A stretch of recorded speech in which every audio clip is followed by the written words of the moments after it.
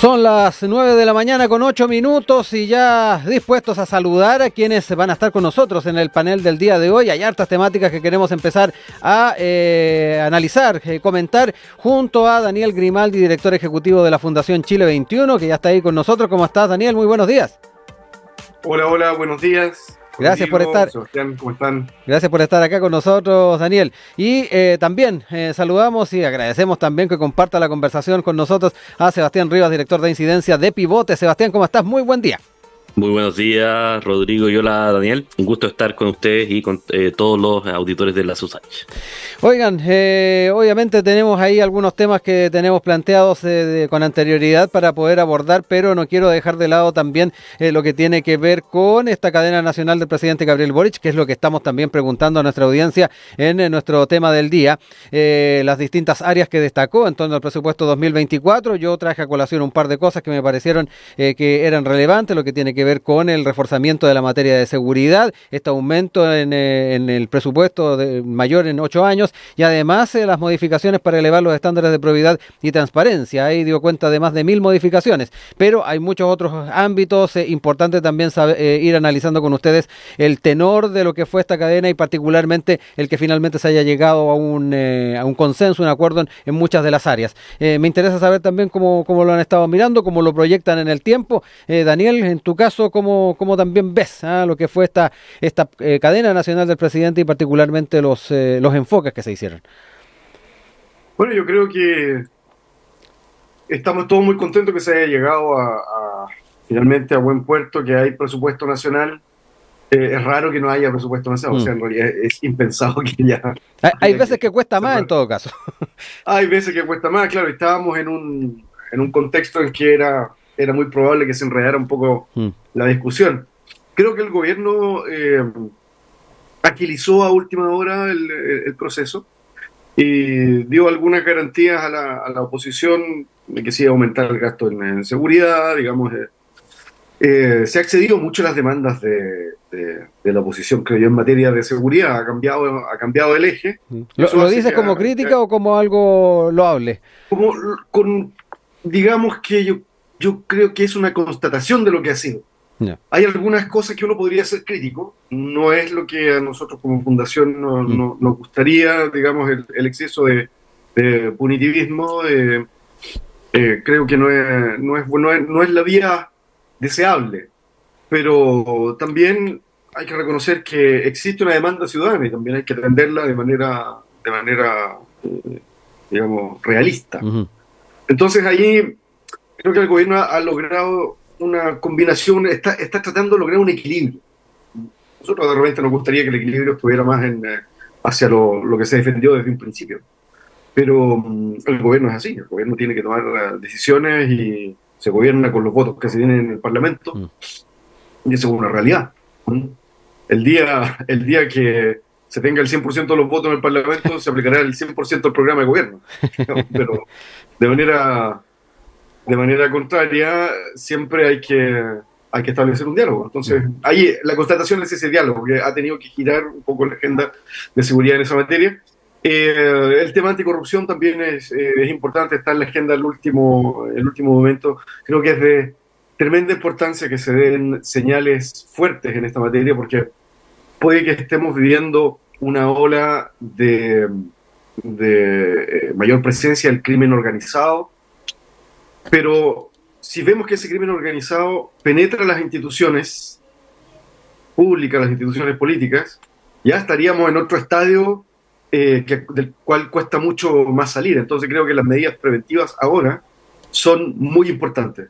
Que ciertos privados se coludan para eludir impuestos, para tratar de corromper a las instituciones, eso pasa en todos los países, tampoco para ser complacientes, pero no es sorprendente que encontrarse con una cuestión así. No es como, ¡ay, de espalda! En el nivel que estamos en Chile. Todos los abogados han dicho que esta cuestión la sabíamos, esto funciona así. Entonces, de pronto, si uno mira el vaso medio lleno, dice, es buena noticia que se sepa, que de una vez por todas lo supiéramos. Peor es que esto haya continuado y no se sepa. El punto es que fue por una denuncia y no por una fiscalización. Claro. Entonces, ya, ¿de qué manera nos vamos a seguir enterando de esto? ¿Por vendetta? ¿O va a haber un organismo de fiscalización? Entonces, esa es una señal importante, Sí. que avancemos hacia una fiscalización de esas prácticas, que demos esas señales. Ahora, Mm. también es interesante lo que se ha dicho sobre lo que viene en materia tributaria, Sí. el pacto fiscal, lo Que que es se lo ha más avanzado difícil, sobre además. la condonación del CAE, que de condonación parece que tiene poco, pero es una reorganización, una reestructuración de esa deuda. Sí. Sebastián, también lo mismo, hablar un poquito, yo planteé dos ideas importantes que destacó el presidente, hay mucho más, tal vez tú ahí tienes la intención de poder destacar algo más, pero no quiero dejar de lado también algunos aspectos que planteaba recién Daniel, en cuanto a la agenda, el carácter punitivo que en muchos aspectos en lo que tiene que ver con seguridad puede ser leído por algunos sectores políticos, a la hora también de ir revisando los avances que se pretende hacer en transparencia, en accountability, a raíz de todas estas polémicas que han habido en el último tiempo. También es interesante cuánto puede haber resentido el aparato estatal.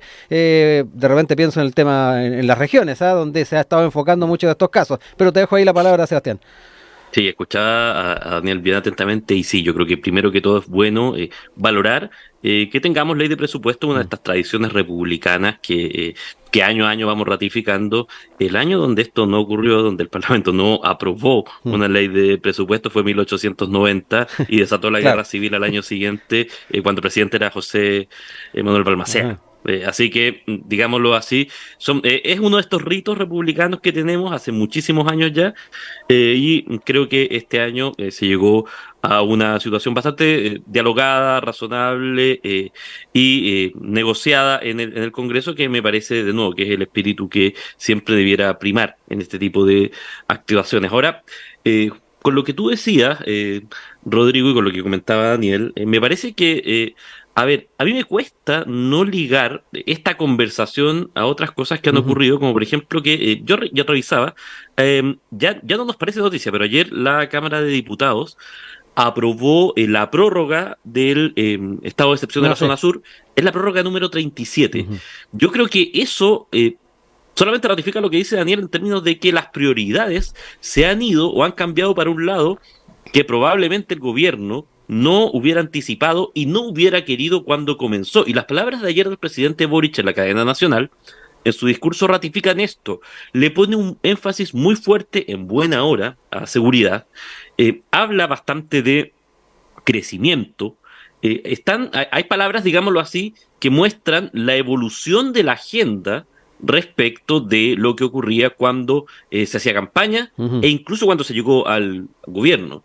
Yo creo que en estos procesos estamos en una circunstancia donde estamos con algunos diagnósticos que en general son compartidos que hace algunos años no los eran. Ujú. Estamos de acuerdo de que hay que enfrentar la delincuencia con más fuerza, en particular porque estamos viviendo un fenómeno que no habíamos tenido en muchos años, que tiene que ver con el ingreso de bandas delictuales de otros países que se han instalado con bastante fuerza y que están generando tensión, están generando violencia y crímenes que no habíamos visto en términos de su intensidad, y por lo tanto en eso hay que hacer una actuación coordinada y es importante que para ello haya recursos. Ujú. Es importante también, parecemos todos estar de acuerdo, más allá de que las formas va a ser un debate muy Sí. fuerte, de que el crecimiento es importante y que tenemos que ver cómo crecemos, porque sin crecimiento no logramos avanzar hacia una mayor igualdad social, a tener recursos para que nuestra sociedad sea más justa. Por supuesto, después hay una debate sobre cuál debe ser la redistribución de eso, cuál deben ser los impuestos.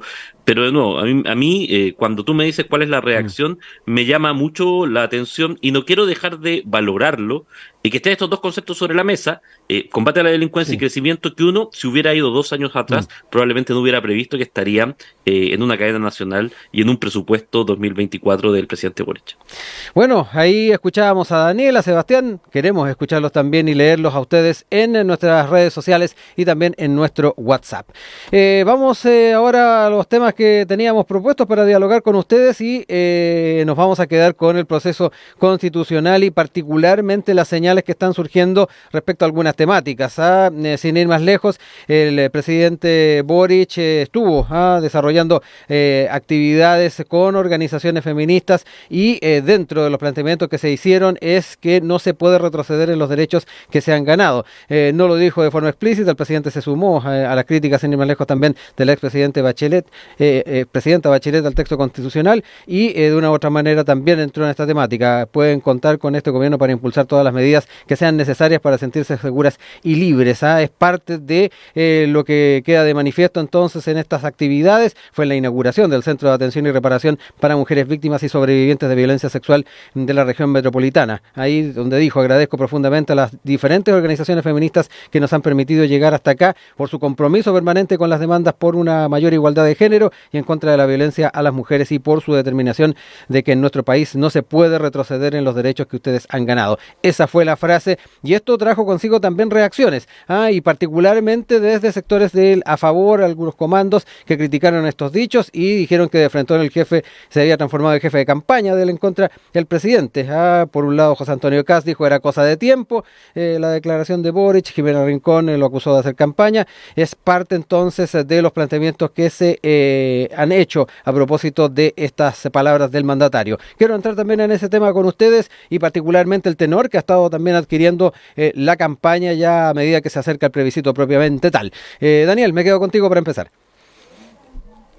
Mira, yo creo que sobre este punto hay una exageración que es producto de la ansiedad, porque saben que hay un avance muy fuerte hacia un en contra, el tercer proceso fallido. Entonces, creo que una de las opciones que tiene el comando de la Favor es que tratar de convertir esto en un plebiscito en contra del gobierno, y ahí tiene algún punto de poder ganar adeptos, algunos votos, pero es bien menor lo que sacaron, porque fue una frase bien rebuscada. Alguien decir en contra, o sea, estoy en contra de la guerra de Gaza, está por él en contra, o sea, entonces suena un poco ridículo. ¿Y quién podría estar en desacuerdo en favorecer el retroceso en cualquier materia de derechos sociales que además han logrado consensos bien transversales?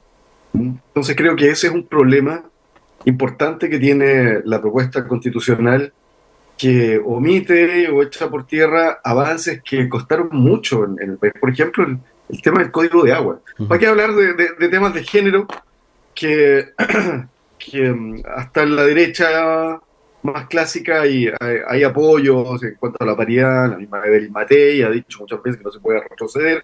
Entonces, es casi obvio que el presidente iba a señalar esto, y lo hizo de manera, yo creo que bastante moderada, y no se estaba refiriendo, o sea, en ninguna parte tú puedes referirte a que estaba directamente hablando del proyecto constitucional. Y si lo hiciera, tampoco sería tan grave, porque es una materia tan importante en que es obvio que no se puede retroceder, porque ha costado mucho.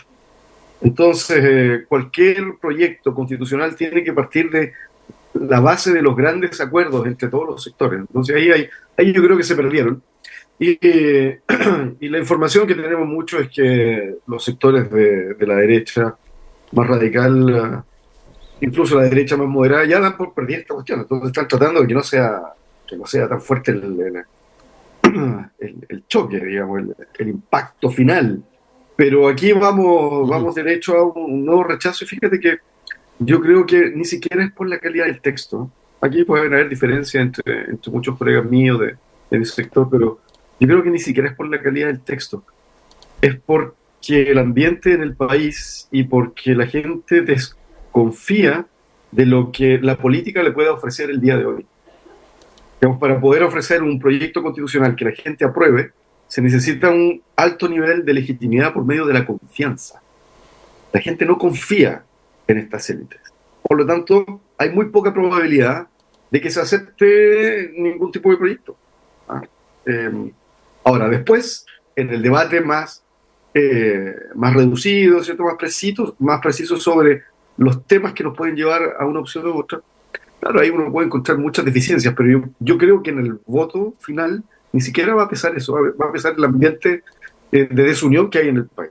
Que no es la manera en que un país debiera aprobar una constitución. O sea, estamos locos. Si se aprueba una constitución por 60%, ¿qué pasa con el 40% restante que no va a legitimar las normas? O sea, ¿es suficiente el 50+1 para dar legitimidad a una constitución? De ninguna manera. Aquí necesitamos niveles que estén por sobre el 70, el 80%. Así se aprueban constituciones, y es el proyecto de país mínimo. Entonces, sin esa condición, estamos perdiendo tiempo. Estamos perdiendo tiempo. Sebastián, ahí también me interesa saber cómo no solamente estás leyendo el momento que se vive en el proceso constitucional, ahí ya lo decíamos, o particularmente lo dejaba entrever Daniel con las interpretaciones que se hacen de las palabras del presidente, también tomando en cuenta los planteamientos que se han hecho desde un principio de la presidencia, en lo que tiene que ver con la campaña, pero también por otro lado la forma en que se está estableciendo también los diferentes debates, el tenor que está, ya lo decíamos, asumiendo, y me interesa también seguir contigo este escenario donde también de una u otra forma está en análisis el proyecto constitucional. Bueno, yo creo que hay varias cosas sobre la mesa, pero si yo tuviera que marcar algo, y que me parece que en este momento es importante hacerlo, creo que es muy relevante que la ciudadanía se informe y que vaya al texto, que mire el texto, que lo contraste, que vea las cosas que le gustan, que vea las cosas que no le gustan, que haga la ponderación y que analice qué es lo que tiene este texto que le falta a la actual Constitución y cuáles son eventualmente los puntos que los nota con desacople. Yo creo, y aquí hay algo que Daniel dice y que me parece interesante como para complementar. Eh, es extraño, no es un momento tan clásico como país que nosotros nos sentemos a pensar, entre comillas, no desde una hoja en blanco, pero al menos digamos como desde una base, qué es lo que nosotros queremos. Nos ha pasado 2 veces ya. Nos pasó con la convención, nos pasó con el consejo. Y evidentemente hay cosas que son rescatables y que pueden servir, ya sea para el día de mañana, en caso de que haya temas que haya que implementar, si es que gana el a favor. Hay mucho trabajo todavía, hay que implementar una serie de reformas para que no ocurra como ocurrió con los tribunales contenciosos administrativos de la Constitución de 1925, que finalmente nunca se implementaron. Y si gana el en contra, efectivamente yo creo que hay ciertos diagnósticos que están compartidos. Está compartido que nosotros necesitamos un Estado más eficiente y que articule de mejor manera el empleo público. Está también, yo creo, compartido que algo tenemos que hacer con el sistema político. Esos temas están en la Constitución. Yo invitaría a la gente a leerlos. Creo que para quienes están buscando todavía un motivo, los artículos entre el 108 al 112 de la propuesta constitucional que hablan de modernización del Estado pueden ser un buen motivo para votar a favor, o en caso de que gane el en contra, pueden ser también algo que uno quiera apoyar después. Pero me parece que en esto siento que efectivamente, a ver, dentro de tanto pesimismo, permítanme una cuota digámoslo así, de orgullo de cierta manera. Me parece que el hecho de que estemos confiando en una base de 15 millones de ciudadanos, probablemente van a llegar 12 o 13 a las urnas, para decidir, es un acto bien hermoso, digámoslo así. Independiente del resultado, creo que el proceso es importante y yo en esto me parece que, en general, creo que la ciudadanía tiene que tener un espacio para poder reflexionar, para poder leer. Yo entiendo los emplazamientos de lado a lado. Yo entiendo que esto a veces parece una campaña, política porque, pucha, que se parece esto a la política. Y Sebastián, en cuanto a la legitimidad, porque tú hablabas ahí también de la cantidad de personas que participen, ahí Daniel también hacía mención de que tratándose de una constitución, el porcentaje de apoyo es relevante a la hora de pensar en su legitimidad, independiente de que sea el 50+1. A ver, yo creo que en eso, y creo que no nos tenemos que equivocar, esas son las reglas que se colocaron. Uno puede discutir si gustarían quórum más altos, quórum más bajos, pero en el anterior proceso, solamente para marcar, sí, estaba muy claro que si ganaba la Constitución con 50+1, era la Constitución. En este caso, claro, si es que gana a favor por un punto estrecho, se tendrá que implementar la Constitución. Yo creo que ambas alternativas, y quizás con esto respondo más al fondo de tu pregunta, sí, no son el punto final. No estoy diciendo con esto que vaya a haber un nuevo proceso, estoy diciendo que creo que ambas alternativas nos llevan a una pregunta que es bien particular. ¿Y ahora qué? ¿Qué hacemos el 18 de diciembre? ¿Qué hacemos si gana a favor? ¿Qué hacemos si gana en contra? Hay desafíos que siguen ahí presentes. Sí. Y de nuevo, o sea, creo que en eso estas reflexiones, y me gusta mucho siempre escuchar a Daniel, este tono es algo importante para lo que viene después, porque el día siguiente nos vamos a tener que encontrar todos y vamos a tener una cantidad de desafíos gigantescos y 2 años que son por delante muy jodidos porque son años de elecciones. Ujú. Entonces creo que es un buen minuto como para llamar a la reflexión, a mirar, a analizar. Por supuesto que el texto no es el único factor que la gente debe considerar, pero que lea el texto, que lo considere, yo creo que es un ejercicio interesante. Sí. Daniel, quiero también ya cerrar ideas contigo, después le dejo también la palabra a Mira, Sebastián. sí, Hay varios puntos que quedaron ahí sobre la mesa. ciertamente, como dice Sebastián, es importante que la gente se informe. Es lo ideal, pues la virtud cívica está en la base Mm. de los supuestos de la democracia. Y en este contexto, la virtud cívica implica que la gente debiera informarse. Ahora, ¿qué es lo que debiéramos esperar siendo realistas? Hay poco tiempo, hay otros problemas, la gente no hay clima para una deliberación nacional sobre estos temas.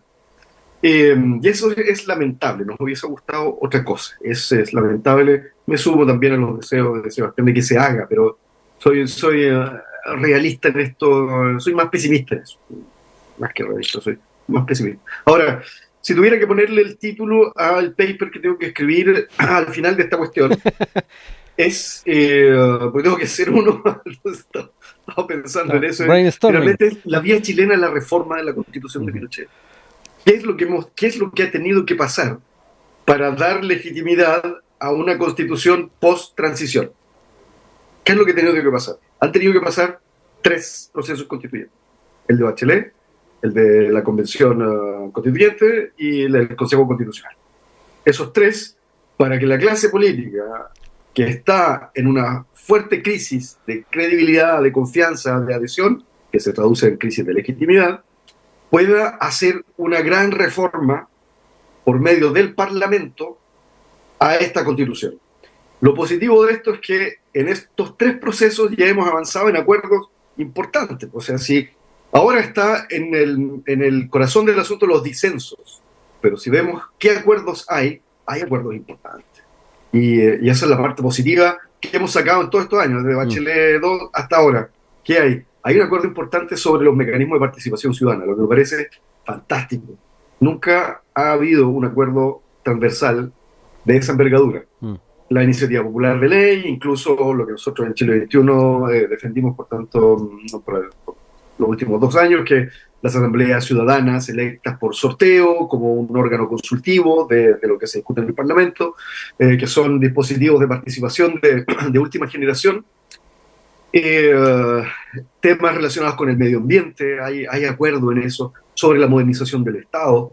Hay un acuerdo fuera del Parlamento, pero hay un acuerdo fuera del Parlamento sobre la necesidad de reducir los partidos políticos.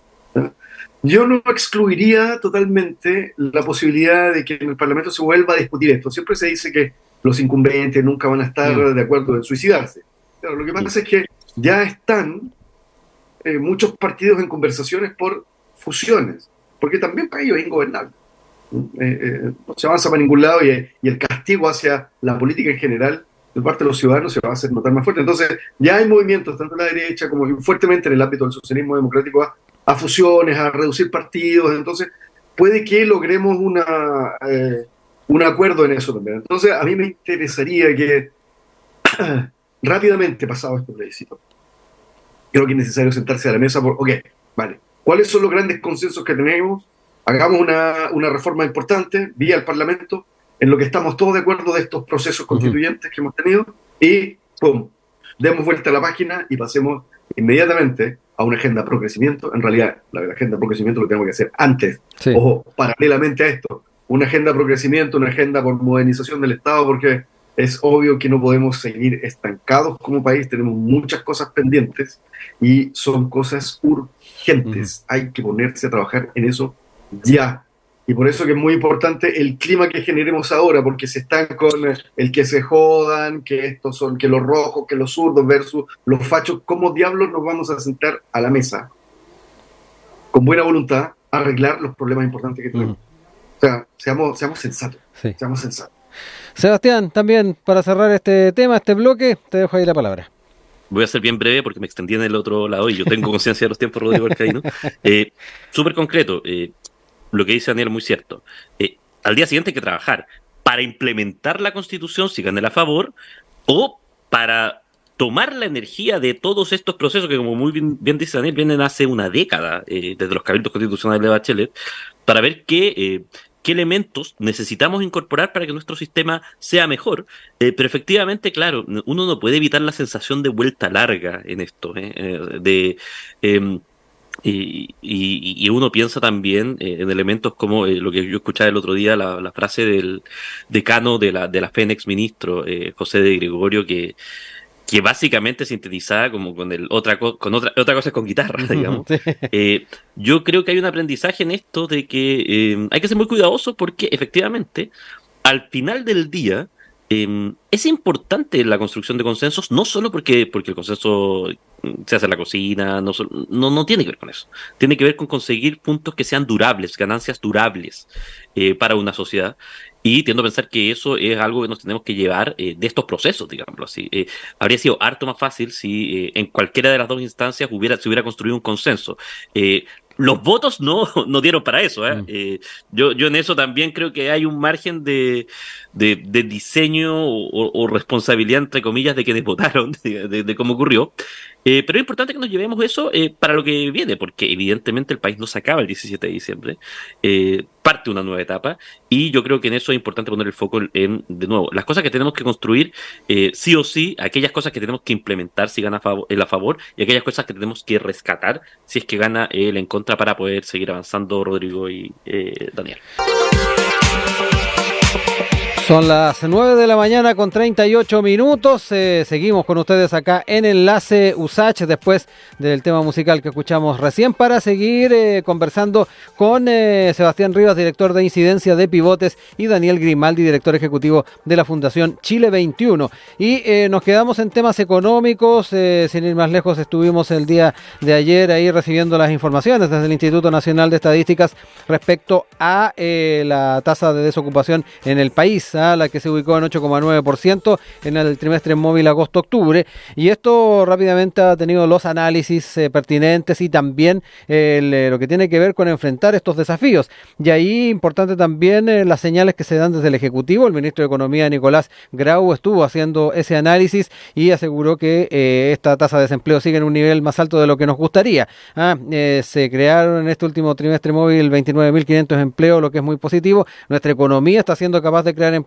y tal vez va en línea con esta alza en la actividad que hemos visto en el tercer trimestre. Sin embargo, dijo, sabemos que nuestro mercado laboral todavía requiere más fuerza, requiere mayor creación de empleos, a pesar de que se han creado en el último año. Parte entonces de los desafíos que hay de ahí por delante. También importante ligarlo con lo que fue la cadena nacional del día de ayer, donde efectivamente está dentro de los objetivos del gobierno, lo dijo el presidente, ir trabajando en forma coordinada para acelerar y monitorear la inversión privada y pública y la generación de nuevos empleos en nuestro país, destrabando de esta manera los problemas y dinamizando la economía. Se habló de un gabinete preocupado específicamente del crecimiento 2024, algo que también ya plantearon tanto Sebastián como Daniel, pero quiero quedarme también con esta situación porque hay que decirlo, es palpable, es algo que afecta a la ciudadanía constantemente, y estos números que pueden ser fríos en lo cotidiano sin duda quedan de manifiesto. Sebastián, te escucho.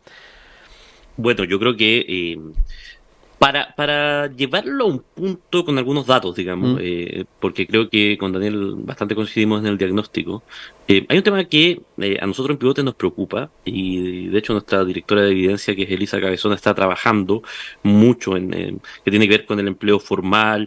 Sabemos que el empleo formal es el punto inicial para toda la cadena, que implica mejores pensiones, implica un sistema de seguridad social más robusto para todos. Pero hay algunas cosas, cuando uno se mete a los análisis, que preocupan bastante. Primero, el hecho de que ya ha pasado un tiempo razonable después de la pandemia, donde sabemos que por razones obvias el trabajo estuvo mucho más complicado, pero daría la impresión de hay algunas cifras que dan para pensar que hay algunos trabajos que quizás no se van a recuperar. Tienen que ver también con lo que David Bravo reseñó como emergencia laboral, que son trabajos que en el fondo por la pandemia se reconvirtieron o se automatizaron o dejaron de tener la relevancia que tenían.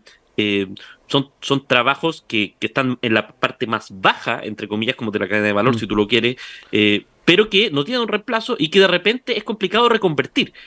Y eso es un problema grande si es así, porque efectivamente estamos hablando de que puede haber un desempleo estructural que sea alto. Y en un segundo punto, nosotros estamos haciendo análisis ahora, y es probable que hagamos una publicación en Ujú. algunas semanas más, de que el declive del mercado del trabajo, al parecer, eh, claro, con la pandemia se agudiza por razones obvias, pero al parecer viene hace una década.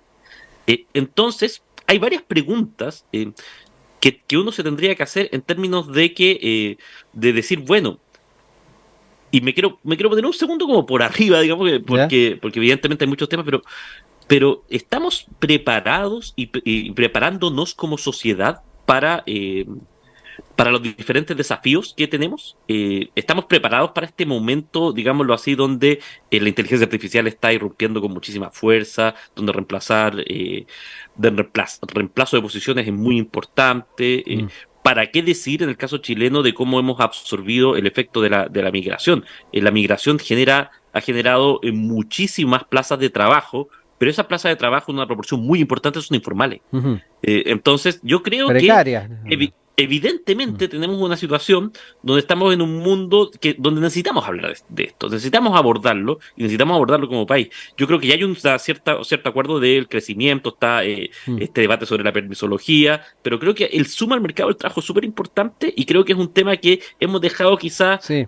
un poquito para atrás y que es importante conversarlo y tenerlo sobre la mesa. Sí, bueno que lo recuerdes además, Sebastián. A mí de repente se me vienen a la mente muchas campañas presidenciales anteriores donde hubo personas que estaban postulando a la moneda que también hacían hincapié a estos fenómenos que van de la mano con la tecnología y que efectivamente ya estaban avisorando una eliminación de ciertos empleos. Esto ya se está constatando, lo aceleró la pandemia. Es importante el ponerlo también de relieve. Daniel, también te dejo la palabra para entrar en esta temática. Ahí Sebastián dio cuenta de varios puntos que están debatiendo, que están explorando, posibles publicaciones en pivotes respecto al tema del empleo. Interesante también saber cómo lo vas analizando tú. Mira, yo creo que hay un punto, hay dos cosas que me parecen relevantes de las cifras que se han presentado y en general Mm, de la discusión en torno al el empleo en Chile. Una es que tenemos desempleo de un dígito. ¿Ah? mm, Estamos hablando de 8,9 y no hemos sobrepasado ahora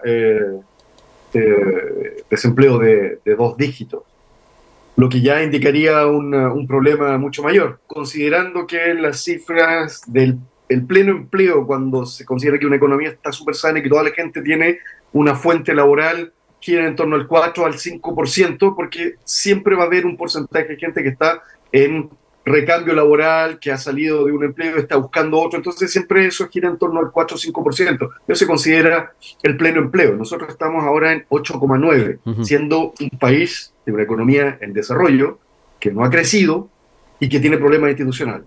Entonces, partamos de la base de la realidad en que estamos, el país que somos y el país que podríamos ser con lo que tenemos.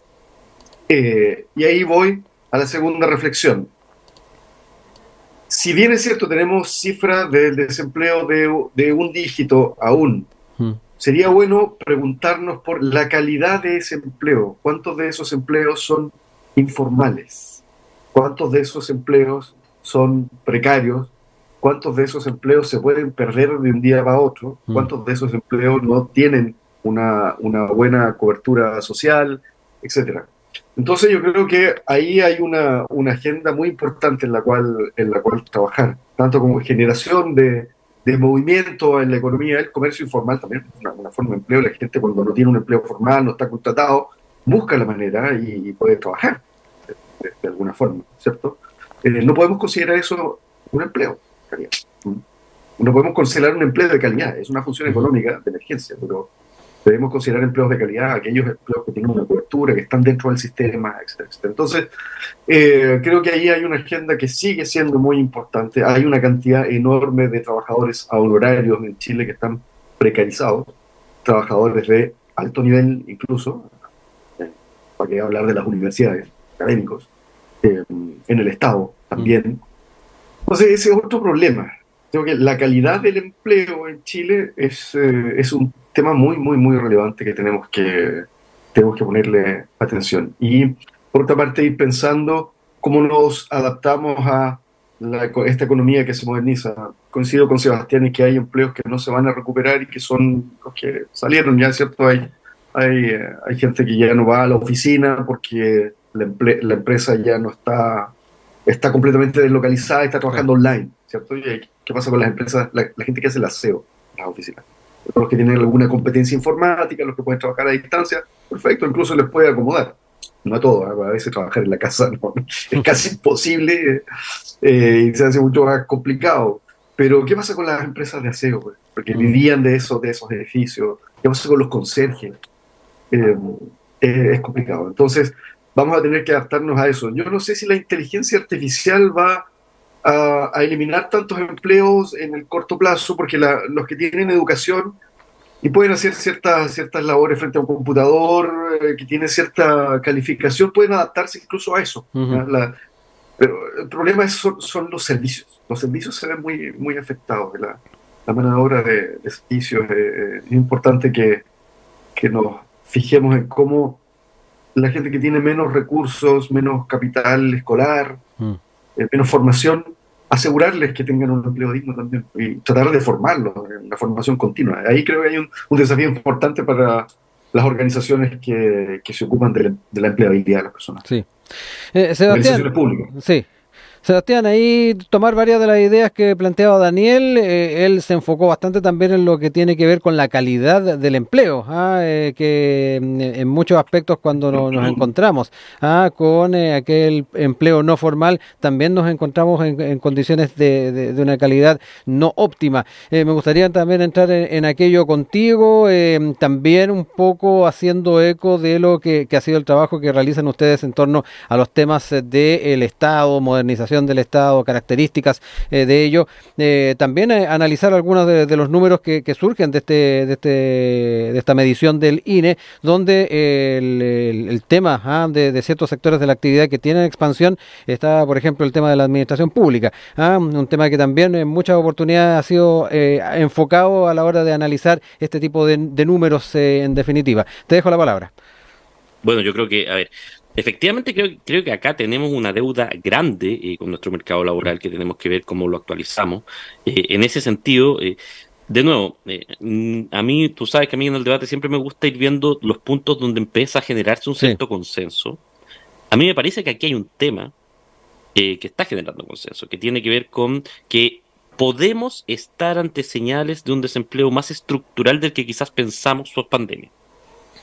Y creo que ante eso lo que hay que ver también es qué medidas necesitamos y eventualmente evaluar elementos de cómo podemos compatibilizar aquellas cosas que nosotros queremos con aquellas cosas que nosotros necesitamos. Sabemos, y creo que es un propósito país, que necesitamos tener mejores pensiones. Ahora, para eso, a veces hay que tener conversaciones que son muy complejas y que son políticamente muy difíciles. Por ejemplo, en el tema de la edad de jubilación. No significa que el día de mañana vamos a subir de un día para otro la edad de jubilación de las personas que se van a jubilar de inmediato. Pero para poner un ejemplo de nuestra región, Uruguay ha tenido esa conversación Ujú. y Uruguay tiene un plan diseñado a 30 años donde va a ir aumentando en el tiempo la edad porque efectivamente se dan cuenta que los cálculos que habían hecho inicialmente no les dan con la expectativa de Ujú. vida que tienen hoy día y que necesitan un mayor financiamiento, digámoslo así.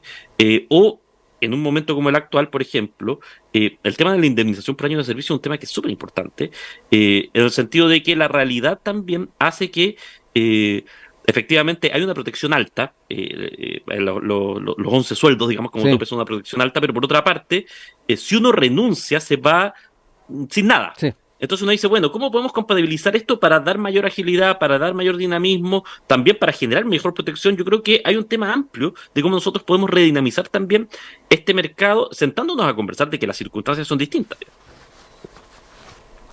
Daniel, también ahí te dejo la palabra para ir cerrando también ideas porque ya estamos en el límite del tiempo también. Creo que para complementar un punto, creo que es muy importante abrirnos hacia la nueva economía, los empleos que pueden aparecer en nuevos sectores. Creo que el modelo agroexportador y de minerales en Chile está.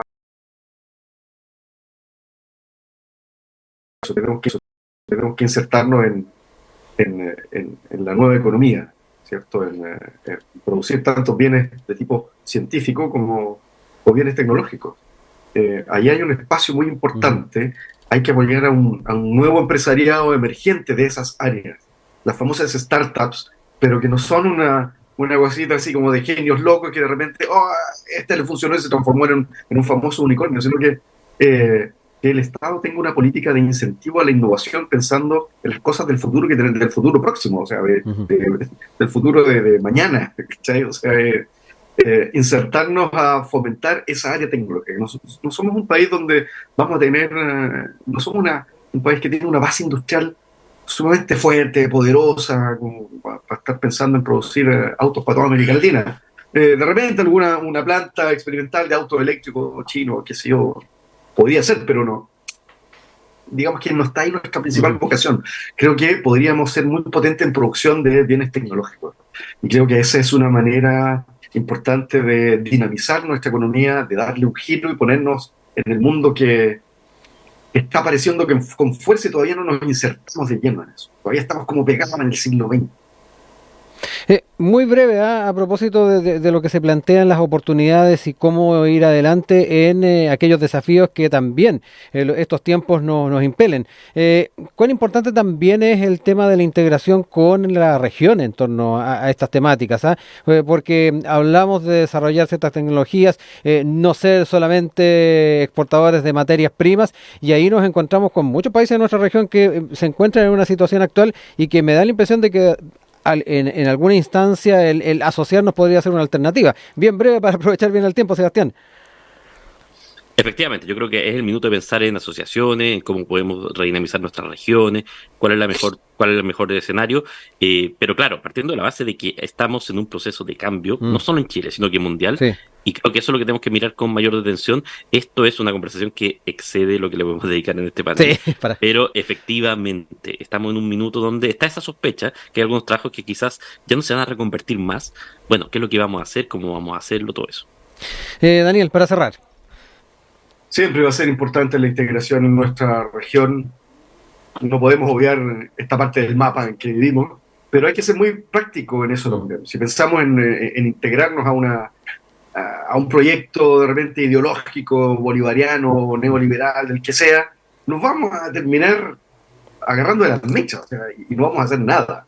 Y ha sido la vía infructuosa de la integración latinoamericana durante muchos años. Creo que hay que ser más pragmático y la unión comercial ha mostrado ser una de las vías más eficaces para esto.